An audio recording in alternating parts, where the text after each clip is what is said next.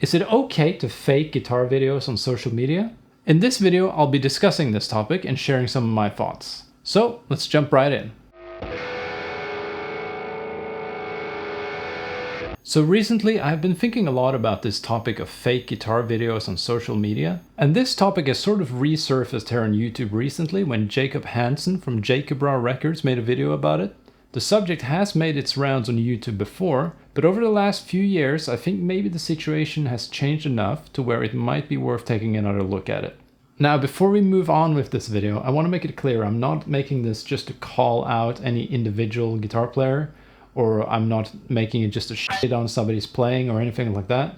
So just to be clear, most if not all the guitar players I'm going to be mentioning in this video are good players, except maybe this guy. Wait, what? Chapter 1. So what are we talking about when we talk about fake guitar playing? There's a few ways you could fall into this category, and I would describe them as such. Miming. So this one is pretty simple. You're miming over a pre-recorded track, and the audience is seeing a different take than what they're hearing. Although you could also blend in different takes, including the one on the video, if you really wanted to. So you could be making all sorts of mistakes in your video take, but it wouldn't matter because the audience is hearing the pre-recorded take. Editing. I would describe this as changing the audio in a way that alters the performance the audience is hearing. I want to differentiate between the sound you're hearing and the performance you're hearing. Altering the sound could be something like adding delay or reverb or compression or just mixing in general. But altering the performance would be things like fixing mistakes, quantizing, fixing the timing of notes, for example, or just stitching things together in a way that it was not originally performed. Speeding up. Now this is more of a subcategory of editing, but in the guitar world, I feel like maybe it deserves its own spot. So this is when you speed up the video and the audio, and then it becomes more impressive, and that's the only thing that matters when it comes to playing guitar. Don't let anyone tell you otherwise. More is more, faster is better. And if you can't play fast, you're a worthless musician, you're a worthless guitarist, you're a piece of shit. Anyway, out of these categories, the one I see the most is miming. And especially on Instagram, this has become so common now that it just seems like the new normal. And you could ask the question, since when is it cool to pretend to do something? But it is more nuanced than that. So let's examine it further before taking any super hard stances on it. It's just a music video, bro. So if you think about it, miming has been around for quite a while. We've all seen the music videos of our favorite classic rock bands, and I don't think anyone's complaining that Slash is miming in the November Rain music video. But I would say there's a pretty clear distinction between a music video like this and an Instagram video like this.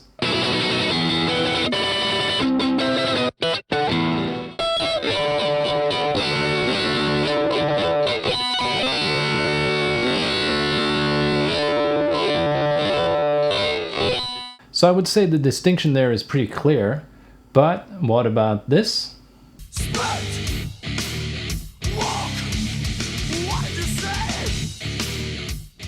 And then this.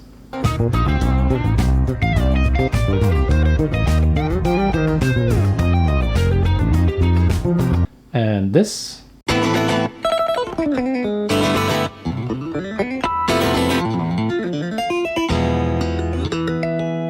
I'm just showing you these to illustrate that the lines between these terms can get pretty blurry. So I think it's important to acknowledge this in this whole discussion during this video.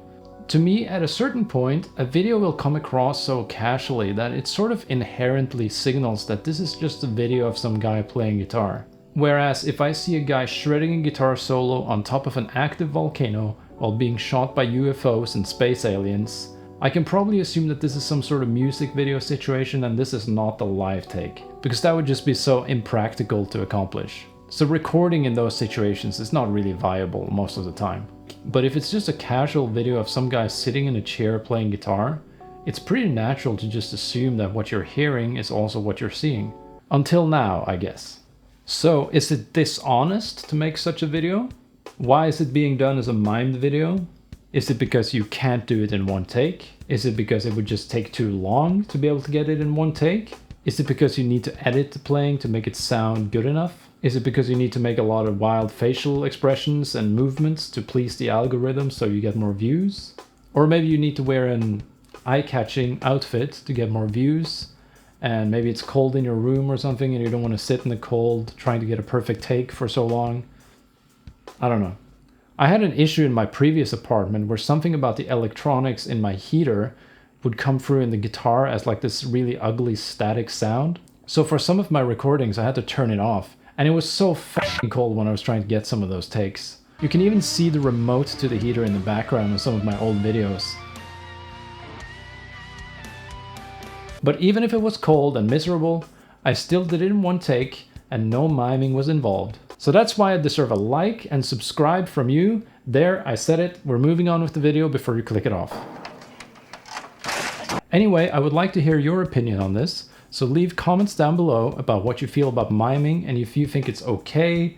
Is it dishonest, unethical, or is it some sort of gray area in between? Just let me know your thoughts and we can have a discussion. And maybe if there's a lot of comments with good points, we can maybe do a part 2 or something to this. I don't know, we'll see.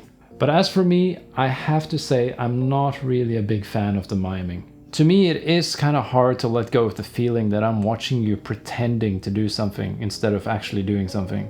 And sure, some of these videos are more visual than others and more like a music video. But the reality is that many of these videos are just some guy in a room with a guitar miming to a track. And what you're hearing is not actually what you're seeing. And the thing is that a lot of people watching this will assume that what they're seeing is also what they're hearing and not know any better. Now, you're not directly lying to your audience by doing this, but a lot of people will have a wrongful impression of what's actually happening, and essentially they're being fooled by the video. You could of course put a disclaimer somewhere, like in the video description or somewhere else, but depending on where you put that disclaimer, the vast majority of people are not going to see that probably. So the final result is that a lot of people will have a wrongful impression of what's happening. And while we're on this topic, I did come across this example, which I think may be one of the more honest and transparent cases I've seen. So here we have a Tom Fountainhead video of a really cool guitar solo, and he has the following disclaimer on it. This is not a live performance and was recorded after the fact. Everything is 100% playable, but the ending requires either a sacrifice of the last couple of notes of the upside down tapping section or the first couple of notes of the final melody to hit all the notes in one go. In the video, I decided to play everything in one go, so I dropped the last few tapped notes. So I think that Howie is very clear about this not being a live take is very nice, and he also gives a detailed reasoning for why this particular solo was done this way. So from what I gather, he's referring to this part where he has to transition between this sort of overhand tapping style into a more normal guitar technique. You also have this part previously where a note is sustained while another guitar takes over. Which makes it so that you can't really do it in that way in a one video take anyway. So for now, this might be the most reasonable case I've seen. There may still be people who don't get that it's mimed, but it does show that he put extra effort into being transparent and honest about this with his detailed explanation, which I think is a good thing. Now, if your final mimed take is actually an accurate representation of how you play, that's one thing. But if it has been mimed and perhaps punched in and edited to a point where it's like unrecognizable from your actual playing and just sounds way more impressive than what you can actually do, then that would be a slightly different territory. Because then it's no longer just about saving time or making the recording process more convenient, but then it becomes more about making up for a lack of skill through miming and editing. For example, I could make a video of myself lifting fake weights, or holding a video game controller and playing along to a tool-assisted speedrun. But I think we all would agree that that would be lame, right? But is that really the same thing as uploading a mimed guitar video? It's just art, man. There are no rules. So who am I or anyone to say what you're doing is wrong? It's just art after all, and art can be made in all manner of ways, and everything goes, there's no rules, etc. You could also argue that development of new technology and innovation facilitates a lot of evolution in various art forms. Where would rock and metal music be without distortion, for example? Or where would pop music be if we never got multi-track recording? And last but not least, where would country music be if we didn't get big trucks, whiskey, and girls that drink beer? And to be fair, there are styles of music where the editing becomes a major component of the style. So here, I guess you could make a distinction between editing and miming that's been done to achieve a certain artistic goal or vision, contrary to a normal guitar performance that's just been mimed and edited to sound as flawless as possible. But I mean, I get it. Music is a hard business and you have to invest a lot of time to get anywhere.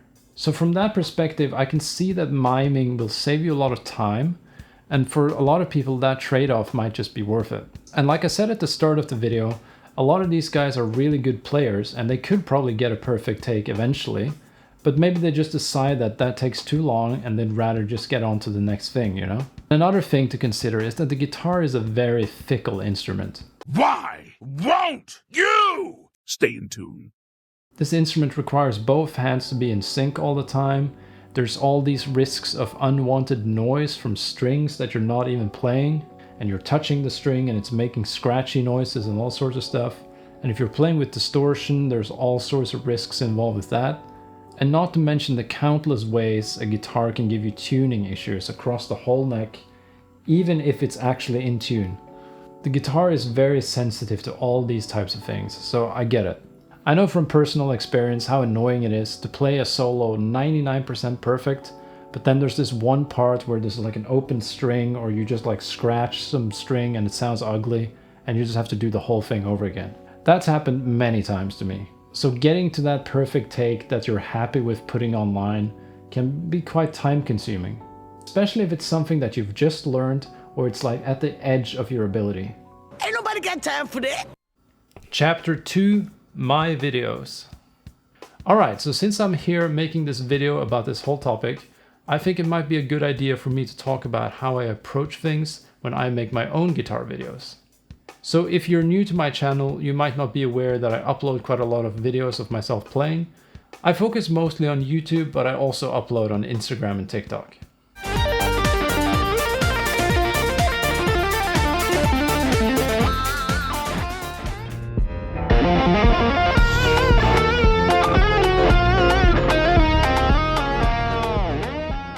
Alright, so the elephant in the room here is obvious. Have I ever mimed any of my guitar videos? The answer to that question is... no. For me personally, I would not feel right doing that for the types of videos that I make. If I were recording like a full-on music video, yeah, of course I would be miming, but for a guitar performance video, I would not feel right doing that. I would not want to mime anything in that situation. In fact, I'm actually working on a new song now, and I made an effort to record the important parts on camera as well, so that when the song is out, I can have the accompanying video with the actual takes. Now the song is not done yet and things may change, and there's some double tracking going on of certain parts, but I did want to have those final actual takes on the video that I'm gonna make for the song. But yeah, that song is not done yet, so you know, I'm just throwing it out there. The point here is just that for me personally, doing a guitar performance video and miming it, that feels very fake, and I would not feel comfortable doing that. So big disclaimer here, I'm not saying that you or this guy or that guy is a fraud or anything like that. Like I said in the beginning of the video, I'm not here to call anyone out or shit on anyone's playing. It's just that for me, that would cross some sort of line to where I would not be comfortable with it, and it would feel sort of fake. But of course, this is one of those things where people will have different opinions and approach it differently. Having said all of that, there are a few little topics we can talk about regarding my videos, just to achieve maximum openness and transparency. So I kind of have 3 topics like this. Number 1 is doing many takes. Number 2 is edits. Number 3 is improvised solos. Alright, so let's start with the topic of doing many takes. So for most of my videos, I will have to practice and prepare for a certain amount of time, depending on how difficult it is. So take for example my Jam of the Month solos. I will usually write and record a draft in one day. Then I'll just put that solo into my practice routine for like 1 to 3 days, depending on how hard it is. If it's not too hard and I have time, I might do it the very next day, but if it's a really tricky one, it might go for maybe a week or more. But on average, like 1 to 3 days, that's reasonable. So then typically it might be like a 30-minute part of my practice routine or something like that. If I've made things difficult for myself with some crazy licks or anything like that, I might put the solo in transcribe or just a backing track by itself. And then I slow it down and I bring up the tempo gradually. And when I feel that I can reliably play it well up to tempo with the backing track, then I move on to the recording stage. So then I record my takes into Cubase while also filming the video. So then I load up a bunch of tracks into Cubase, and then when I hit record on the camera, I say to the camera, take 1, 2, 3, etc.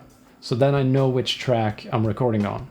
Now if I mess up on one of these, I just let the camera roll and I hit re-record on Cubase, so I'm still on the same video file and the same audio track. And when I get a take that feels like it was good enough, I'll turn off the recording and move on to the next track. And then I just repeat the process from there. I usually do this until I have about like 3 takes that felt perfect in the moment of playing them. And as I'm recording them, I do give them sort of color codes so I can see which ones I think are going to be the best ones. So if I get a take that feels perfect, I'll color it green. If I get a take that feels pretty good, I'll color it like pink. And then whatever's below that, like just okay or good enough maybe, then that's sort of like a purple or something like that. In some of my older videos, you can even see these colors in the background, which is kind of funny.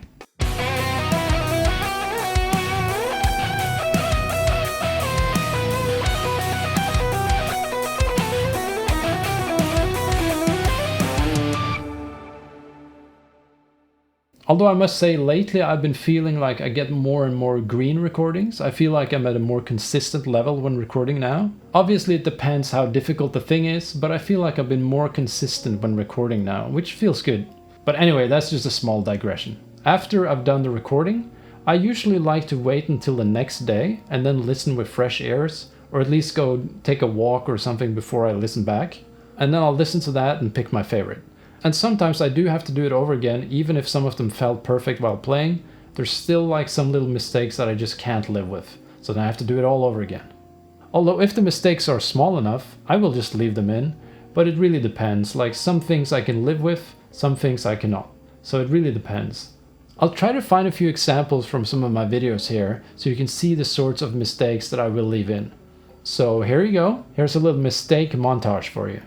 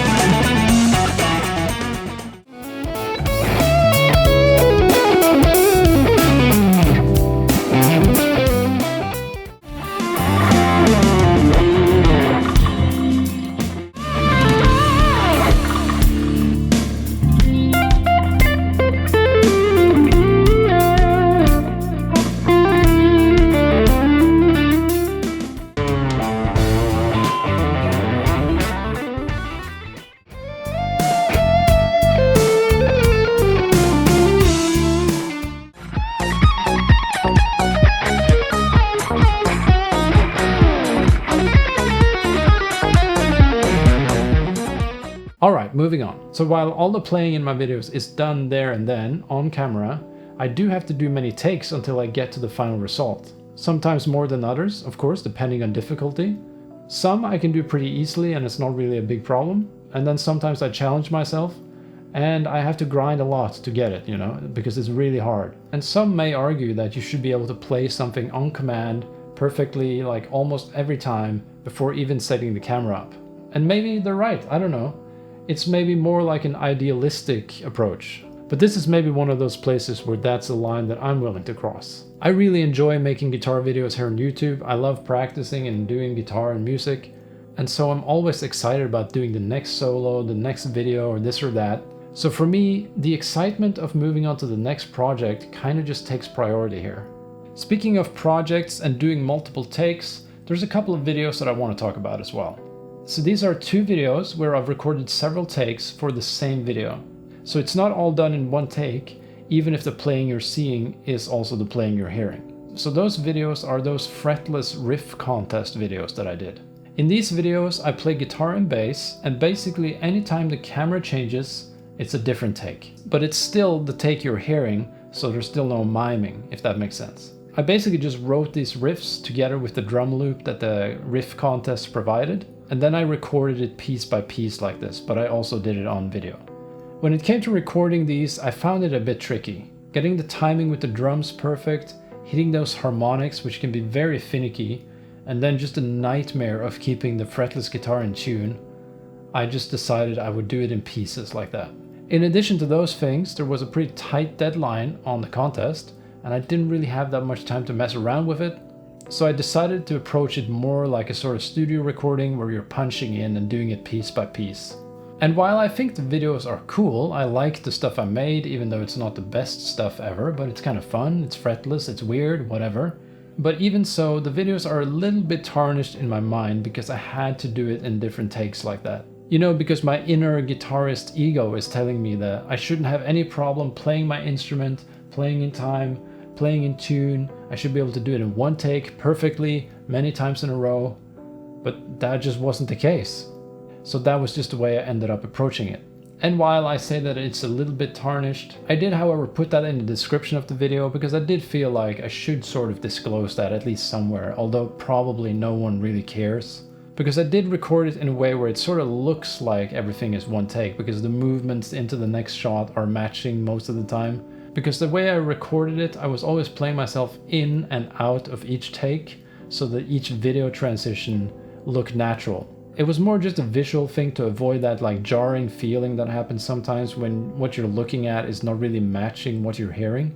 It might have been a little OCD on my part, but that's how I did it. So yeah, I did disclose it in the video description, although like I said previously, probably no one read that, or maybe like 2 people, I don't know. So does it really matter? I don't know. So, what do you think about that? Is that bad? Is that worse than miming? Is that like slightly less bad? You don't care at all? Or what do you think? This is one of those places where you can go in the comments and let me know what you think. I would love to hear other people's opinions on this, so feel free to leave a comment telling me what you think. Improvisations.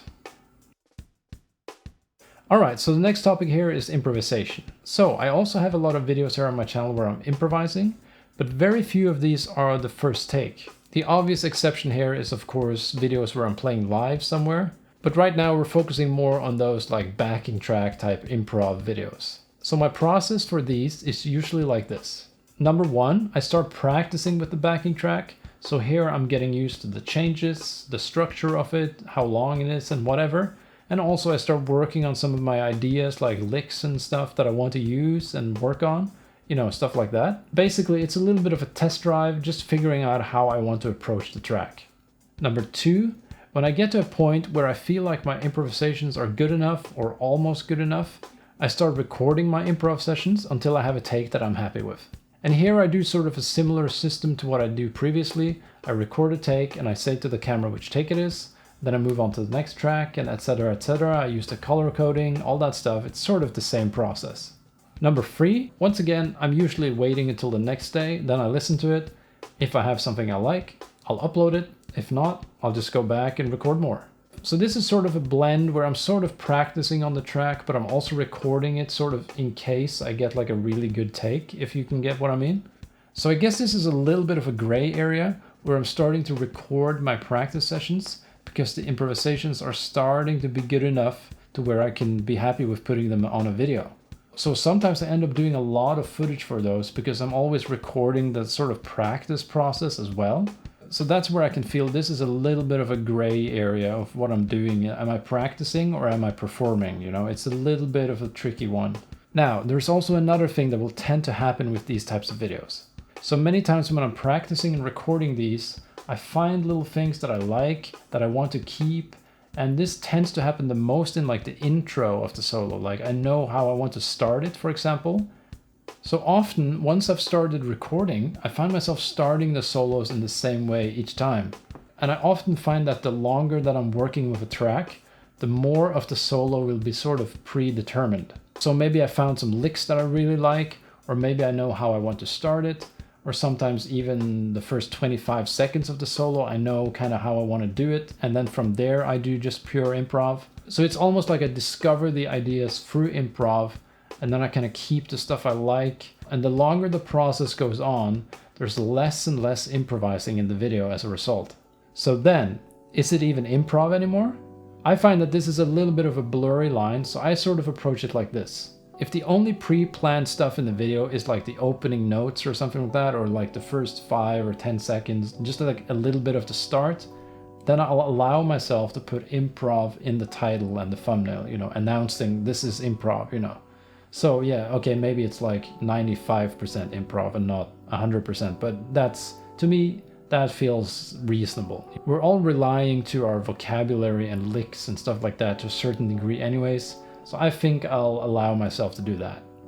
But if I'm noticing that a big chunk of the video is sort of pre-planned, I just kind of don't put improv in the title or whatever. I just call it like my solo on whatever, you know, or soloing on this and that. At least then I'm not like announcing all of this as 100% improv, if you know what I mean. So yeah, that to me is a little bit of a blurry line, but I think that's a fair enough approach. Is that a bad thing? I don't know. Obviously, I would love to be able to improvise a masterpiece like Guthrie Govan or something like that, but I kind of got to work with what I have here, you know. But now that I'm making all these videos, I do sometimes think to myself that I hope people don't expect me to always be like at my top level when they see me live or just see me play in person or something like that. So there is sort of a little ego conflict going on there, or whatever you want to call it. And I can imagine that a lot of other people feel this way too.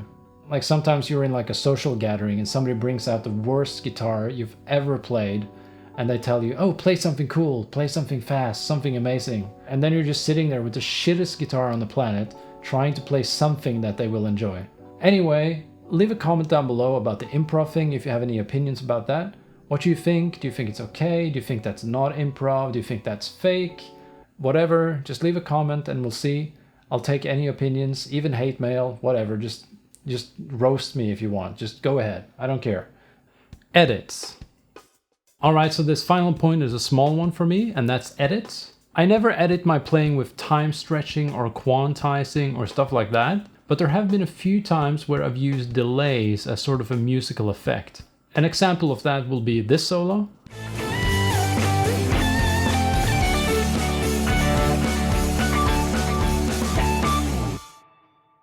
So that delay that you're hearing there, that was not there when I played it, but I added that in post. It was just an idea that I came up with that I thought would sound cool in that spot, but the delay wouldn't sound good throughout the whole solo, and I did not have a foot switch or anything to trigger the delay, so I had to add that later. So adding a little bit of delay as a musical effect, that's something I've done, and I don't feel like that's a bad thing. But that's very different from quantizing or time stretching or doing anything like that. There's one more little thing that I can mention when it comes to editing, and that's just like the tiny bits of string noise that can happen when you touch the guitar, if you know what I mean. So what I mean is just that little bit of string noise that you can get sometimes, especially with distortion, when your hands like touch the guitar for the first time, or when you're like leaving the guitar after playing, you know, like just that little bit of rubbing, especially on the low strings. You know, sometimes I've removed that or reduced it slightly at the start or end of a recording, but not like in the middle of a solo, but just at the start and end, because, you know, right before you start playing, you kind of shift your hand or something like that. I have a little example clip of this that I will show you now.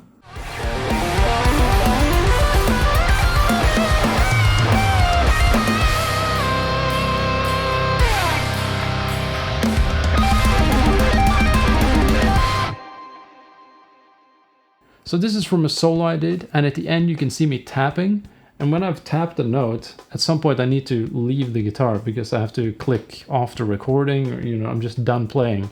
And in real life there was a little noise when I lifted up, But you know, I removed that because that was not part of the solo and I was done playing. But you know, you could argue that that's editing a mistake. But for me, that's just like a little thing that happens when you're playing guitar with distortion. There's just like some noises. And at the end of a solo, when you're done playing, I feel fine just removing that. You know, it's kind of, you're done playing anyway. To me, this falls more into the category of cleaning up the audio and not so much altering the performance, if that makes sense. You could maybe argue that it's part of the performance, but I don't really feel that way about that specific incident there. But if you have a different opinion on that, feel free to share it in the comments. Alright, so those are my sins, if you will. So what you think about those? Are those bad? Are those okay? Somewhere in the middle? Let me know in the comments. I personally can live with these, although like I said, I would probably prefer if the riff contest videos were done in one take. But trust me, recording fretless guitar is a pain in the ass. Just in my defense. Just trust me when I say that recording fretless guitar can be very humbling, alright? But overall, in my mind, these things are not as bad as just miming your entire performance. But you may disagree, so feel free to do that in the comments. Chapter 3, Social Media. Now, this whole idea of faking things doesn't just apply to music and guitar. We're now in a time where social media is a huge part of our culture, and we see people going further and further to gamify the system in order to get as many clicks as possible and as much attention as possible. For example, we can see videos of people shouting at each other and yelling and fighting on airplanes, which is something that will get a lot of people riled up and make them engage with the content. But then it turns out it's actors on an airplane set and not an actual situation that actually happened. But it's being portrayed as such. Another example that I see a lot is videos where the audio is actually taken from somewhere else and it's not actually happening in that clip you're seeing. So the audio might have somebody saying something very crazy or very funny in a certain situation, but in reality that's not what actually happened in that clip, since that audio was taken from somewhere else. And I mean, even one of my favorite videos on the internet turns out to be faked this way. 只有我守着安静的沙漠。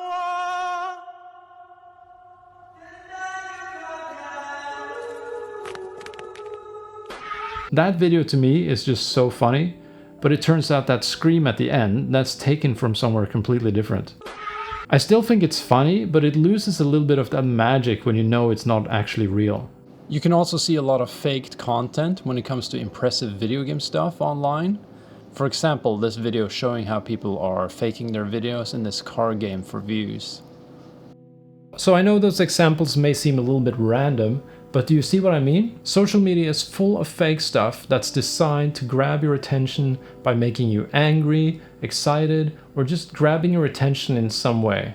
And sadly, a lot of this fake content seems to outcompete a lot of the more authentic stuff. There's a constant stream of very attention-grabbing content that you have to compete with. And depending on the context, competing with that type of content can be really tough if you're not willing to compromise on your principles. In my opinion, there's a lot of really great players out there who deserve a lot more attention and praise for what they do, but it seems a lot of the time they get overshadowed by this content that's sort of playing the social media game, if you will. And in many cases, that means fake stuff. And recently, we had a very clear example of this.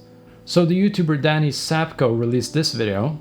So in this video, Danny shows how Giacomo Turra seemingly has taken a lot of other players' stuff and used it for his own content. And we're not talking about just doing covers here, it's a little bit worse than that. You should go see the video, it's pretty good. But one of the things that Giacomo Turra allegedly has done is to copy an Alex Hutchings solo and use it for his own video. And then as it turns out, he got a lot more views on that than Alex Hutchings himself did when he improvised it in his original video. And you can hear him talk about it here. Your video got like, whatever, 250,000 views. I think it's up to 300,000 now. And my original one kind of stuck at like 6 or something. And the thing that was difficult, even though I was tagged way, way down in the description, nobody saw that and everyone just assumed it was you playing. And the thing that felt like a kick in the teeth for me was just everyone saying, oh, I love this style. I've been listening to it on loop. You are so brilliant. You're so fantastic.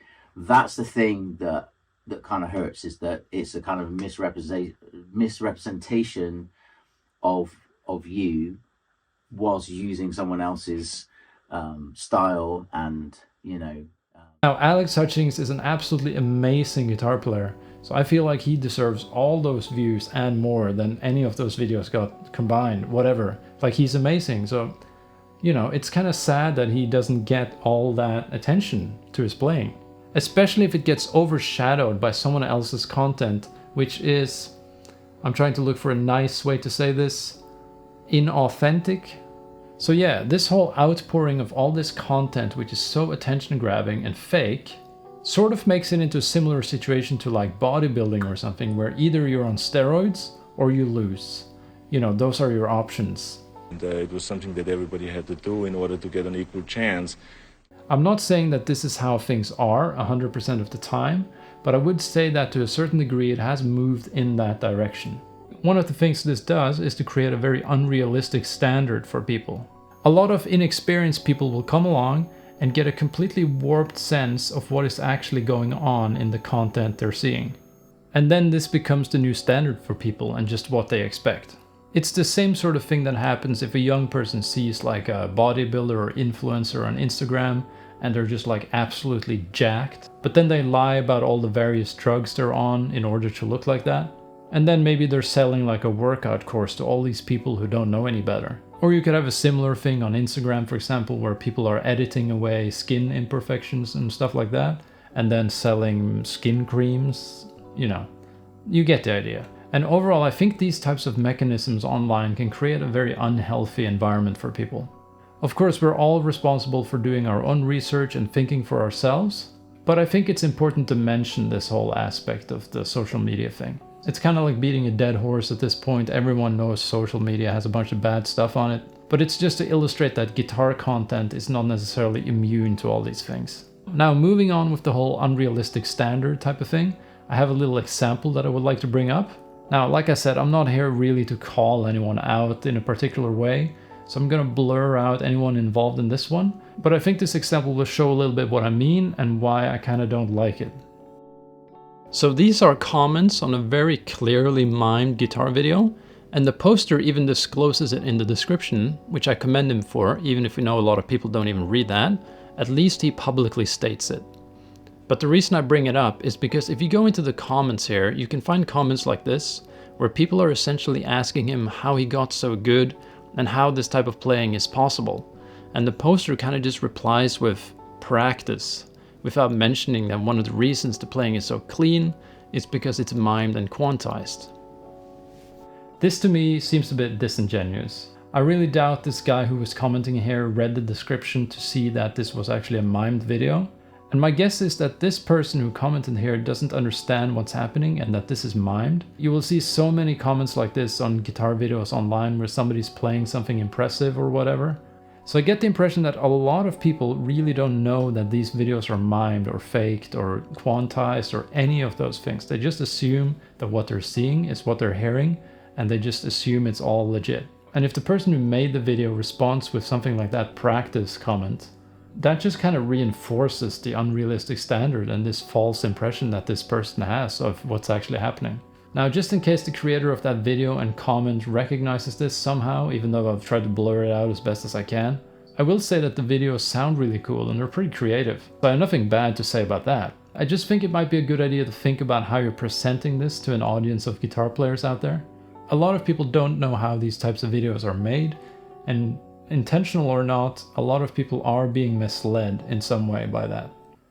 Financial gain and clout. So now we're moving into maybe some of the uglier territory of this whole thing. An aspect of the situation we have to consider is that a musician with an online presence can have a lot to gain from the attention that they get online. They can sell you books, courses, lessons, various signature products, etc., etc. There's of course nothing wrong with selling things and doing business.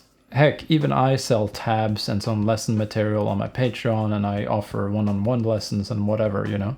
You could, however, argue that there is an issue with portraying your playing as something it is not, and then selling things based on that. So for example, if you're selling some kind of technique course or lesson pack or something like that, and every video you have is mimed and quantized and punched in and whatever, you may be misleading people into thinking that the accuracy and precision that they hear in the videos is just a result of those practice things that you're going to be selling them. And like I said earlier, you can liken it to somebody buying a workout program thinking they're going to look like the Hulk without having to take any steroids, like the person who's selling the course is taking, for example. Now, when it comes to music and teaching, I would say that teaching and performing or practicing, those are all kind of different things. You can still teach someone something even if you're not 100% able to do it yourself. So for example, if someone came to me and wanted me to teach them one of my solos from YouTube or something, I probably wouldn't be able to play that on the spot there, but I could look at it and explain what I'm doing and give them the information they need. So yeah, it depends on context, like everything, of course, but I don't think you need to be 100% able to perform everything you're teaching at all times. I don't find that to be the case. So for example, if I took my arpeggio etude pack from my Patreon and you asked me to play those right now, I probably couldn't play those up to speed at the moment now. I would have to practice them a little bit. Maybe some more than others, some of them are easier, you know, but it's still within a reasonable range of my abilities. It would, however, not be the same if I had mimed and quantized all my videos to a level of perfection that I had never actually been able to achieve on the guitar. If I were to sell something based on that, I think that would be a bit more misleading. But the reality of this whole social media thing is that the more attention and clout you get, the more opportunities you get. So it makes sense that people are driven to do whatever they need to actually get this happening. People get paying customers, work opportunities, and deals with companies based on all this attention that they have. And for endorsing companies, for example, it does make sense. They want customers for their products, of course, so they take their products and they put them where those potential customers are paying attention. And many times that just means people with a lot of followers on social media. And with this whole thing, I don't really want to criticize anyone too harshly because we all have to make a living somehow and everyone's situation is different. I do, however, think it's fair to point out this stuff in a video like this. But we do also see these darker sides of this whole thing with, you know, the whole Giacomo Turra situation recently. So there seems to be this culture online of chasing the clout and all the attention and being willing to go further and further to get it. And I mean, I'm partially making this video because I think it will get views.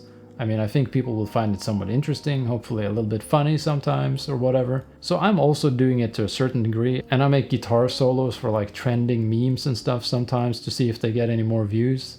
So, you know, I'm also doing it to a certain extent. But of course, I also hope that this video will be interesting to people and maybe provide something positive to the guitar online community or whatever. But yeah, I can't deny that I want subscribers and likes and comments and, you know, all that stuff. And this is where you hit the subscribe button, the like button, and you ring the bell, and then you leave a big ass comment telling me I'm a hypocrite, I'm a piece of shit, I'm a talentless, sloppy shit guitar player, and I'm just a jealous hater, and I should delete my channel, quit playing. Tears of fakery. So before we wrap up, just for fun, I made like a little tier list of fakery. So it's almost like the Louis Rossmann tiers of pirating or levels of pirating or whatever that he has. This is not to be taken too seriously, it's just kind of for fun, but maybe you'll enjoy it. So it goes from least bad to the absolute worst. Tier 1. What you see is what you hear. It's a legit video of someone playing guitar and you're seeing exactly what you're hearing. Note, the guitar can still be mixed over a backing track or have regular effects on it like distortion or compression. Almost the same as if you saw someone playing live on stage. Tier 2. The playing is pre-recorded and may have possibly been edited to some degree, and it's being mimed too. But it's being filmed in such a context that is more akin to a music video, and it's obvious to the audience that this is not live. Tier 3. The playing is pre-recorded and possibly maybe edited in some way, and it's being mimed too, but the video is presented in a way that comes more across as a performance video. But the poster discloses that this is mimed somewhere. Tier 4 is the same as Tier 3, but the poster does not disclose the miming or editing. Tier 5 is the same as number 4, but the video greatly exaggerates and misrepresents the skill level of the player. Tier 6 is the same as Tier 5, but when asked about any of this, denies any miming or editing and claims everything is legit and directly lies to the audience. Tier 7 is the same as Tier 6, but this time the music itself has also been plagiarized. Of course, you could split these up into even more detailed tiers, or maybe make it into like a point-based system. But like I said, it's kind of just for fun and to spark a little bit of discussion. Would you change any of these tiers in any way? Where do you draw the line? Leave a comment. Conclusion. So in the end, what is the conclusion to all this? For me personally, I don't enjoy this trend, and I find it a bit disheartening that so much of the guitar content that we're seeing now is faked or mimed or quantized or whatever you want to describe it as. Now this might be a hot take, so brace yourself, but since when was it cool to pretend you're doing something? And before you leave your hate comments and your dislikes, I know it's more nuanced than that, and I did just spend the whole video talking about it, but is it still such a controversial thing to say, really, when you think about it? Maybe it's a bit of a generational thing too. People now are growing up with social media, and the idea of posting yourself online might just be way more normal to people now than it used to be. And thus, maybe people are starting to view content creation more as its own sort of skill and art form. So maybe then for a lot of people going into content creation, the presentation is the main focus and not necessarily the authenticity of the specifics in the video. That's just a thought. Maybe it's a bit of a generational thing, like I said. I mean, for me, just even talking about guitar on camera like this is kind of weird. I usually just play, so talking with the microphone and the camera and the monitor and everything, it's still a little bit weird for me, but I do hope that I'm getting better at it. But yeah, to wrap things up, I'm not really a fan of the miming and all this, but I can understand why it's done. And I do think there's merit to the argument that this stuff is art, basically, and there's no rules. You can do it however you want, use whatever tools you want to create your stuff, you know. And like I spoke about previously, technology can kind of facilitate new innovations and stuff in art. It's an interesting topic for sure, and by no means am I in a position to say what is right and wrong or anything like that. But I do think it could be good for the guitar community as a whole to be a little bit more aware of this thing and what's actually happening. So hopefully we can make it into a more honest and open arena for everyone to take part in. Anyway, that's it for this video. I would really appreciate it if you subscribe to the channel and like the video. I have a lot more content on the way. I have like a huge to-do list of things that I want to do. And the more people that come here and support it, the more encouraged I will be to actually make it. So if you want to see me play some more, just go to my channel and watch my playing videos. If you want to support me, there's the Patreon and there's some other links in the description that you can check out. I also got a bunch of affiliate links in the description that you could use if you want to support me. That earns me like a little commission or something if you buy something through them. And I can also do one-on-one lessons on Zoom or whatever. I want to thank you so much for watching. I hope to see you in the next one, and bye bye.